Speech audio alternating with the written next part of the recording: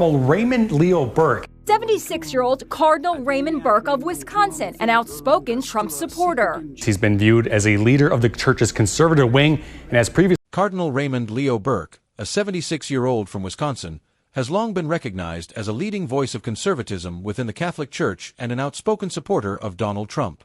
He has clashed repeatedly with Pope Francis over issues ranging from LGBTQ rights to the role of women in the Church. Burke, known for his traditionalist stance, was even evicted from his Vatican apartment by the Pope.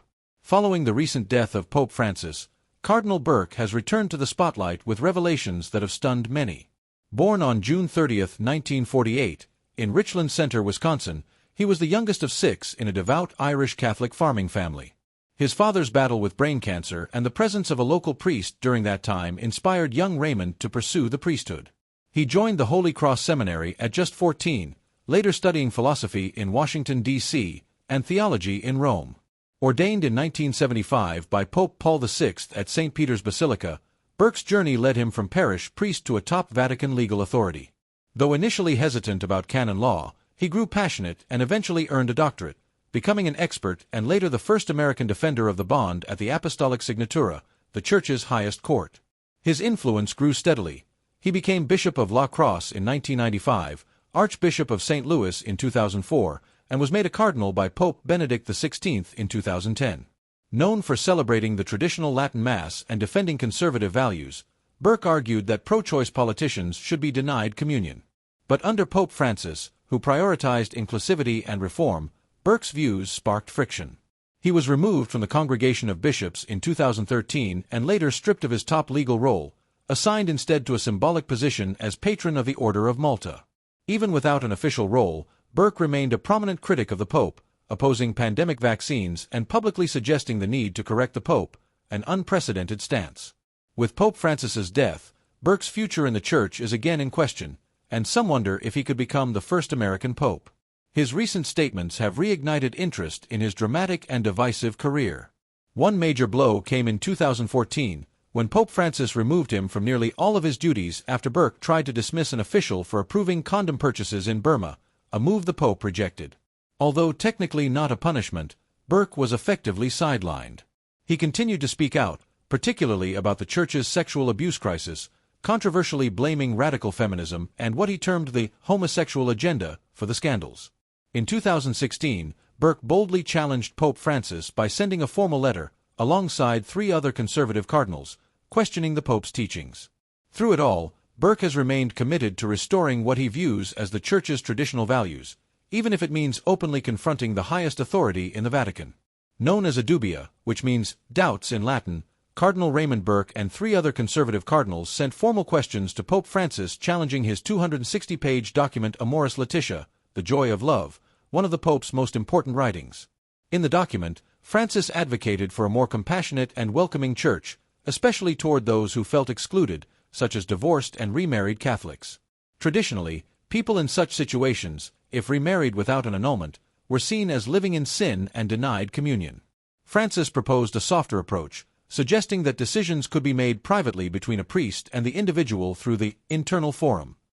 Burke and his fellow conservatives were alarmed, arguing that the Pope's ideas created confusion and doctrinal disorientation. They wanted clear, authoritative answers, but Francis never responded to the dubia. Burke escalated matters by warning that failure to clarify could lead to a formal correction of a serious error. In 2018, he went even further, saying, "As a matter of duty, the Pope can be disobeyed," a shocking declaration for a cardinal. Burke's conflicts with the Pope continued, especially in 2019 during the Synod of Bishops for the Pan-Amazon region.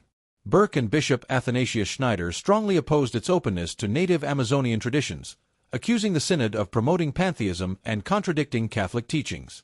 Burke also spoke out against married priests, women serving in liturgical roles, and even girls as altar servers, claiming such practices discouraged boys and feminized the Church. His stance on same-sex marriage was equally hardline, calling it a diabolical situation and asserting that support for it came from Satan himself. During the COVID-19 pandemic, Burke became a vocal critic of vaccines, especially those developed using stem cells. He even echoed conspiracy theories, suggesting vaccines might contain microchips and be tied to a global control agenda like the Great Reset. Ironically, He later contracted a severe case of COVID, was put on a ventilator, and nearly died, yet continued his public work after recovery. Burke also remained firm on denying communion to pro-abortion rights politicians like John Kerry and Joe Biden, insisting that failing to do so weakened the faith. He defended the Old Latin Mass, which Pope Francis restricted in 2021, calling the move severe and revolutionary. Even his traditional cardinal hat, a galero, drew attention, though Burke said it was just a gift worn briefly for a photo. Despite their deep differences, Pope Francis stated in 2017, "I do not see Cardinal Burke as an enemy." However, tensions escalated further in late 2023 when Francis took away two of Burke's privileges, his free Vatican apartment and $5,000 monthly stipend, after Burke publicly criticized the Pope's support for blessing same-sex couples and offering communion to divorced Catholics. During a November 20th meeting, Vatican officials concluded Burke was working against the Church, prompting the Pope to act. Although a false rumor circulated that Francis had called Burke my enemy, the Pope later clarified that he never used those words. Several insiders confirmed that Burke was punished not out of personal animosity but because he was seen as a source of disunity. In response, Burke stood by his words, telling the New York Times that it was clear the Pope did not want him in any leadership role, and he had no intention of backing down. Cardinal Raymond Burke has made it clear that while Pope Francis may not want him in a leadership role, he does not consider himself the Pope's enemy. Burke defended his outspoken stance by saying he had a duty to speak when he believed the Church was headed in a harmful direction, especially on issues of sexuality and family. A firm traditionalist, Burke consistently opposed many of Pope Francis's reforms, such as blessings for same-sex couples and communion for divorced Catholics, believing these changes weakened the Church's foundation. Though he claimed his actions were driven by conscience, they often caused division within the Church. Trying to separate himself from more extreme figures, Burke distanced himself from Steve Bannon, resigning from Bannon's Catholic think tank in 2019 after learning it planned a film based on a controversial book about Vatican scandals. Despite years of public criticism against the Pope and the Vatican, Francis had long refrained from taking strong action against Burke, until now. After repeated provocations, including Burke's latest criticism in 2023, Pope Francis revoked Burke's free Vatican apartment and monthly salary. Many observers weren't surprised by the decision. Rather, they questioned what took so long. Vatican commentator Austin Ivoret explained that Pope Francis, known for his patience, had finally reached a point where Burke's continued opposition could no longer be tolerated. Though the move stirred controversy, the Pope emphasized it wasn't about revenge but about preserving unity in the Church.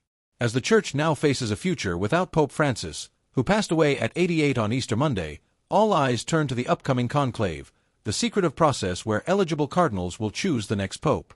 Cardinal Burke, though controversial, has re-emerged as a possible candidate. At 76, the conservative American prelate is known for his fierce defense of traditional Catholic values and his public opposition to Pope Francis's modern reforms. Once a powerful figure in Rome under Pope Benedict XVI, Burke was later removed from top Vatican posts by Francis. Now, he's ranked 6th among the frontrunners for the papacy and has even gained support from U.S. President Donald Trump, who has praised him as a champion of Catholic tradition. While Burke remains a polarizing figure, other contenders include moderates and progressives such as Cardinal Pietro Parolin, Cardinal Matteo Zuppi, and Cardinal Luis Antonio Tagle. The decision of who will lead the Catholic Church next could determine whether it continues along Francis's modernizing path or returns to its more rigid, traditional roots. What do you think? Should the Church return to tradition, or keep moving forward with a more modern approach? Share your thoughts in the comments, hit like and subscribe, and stay tuned for more incredible stories from history.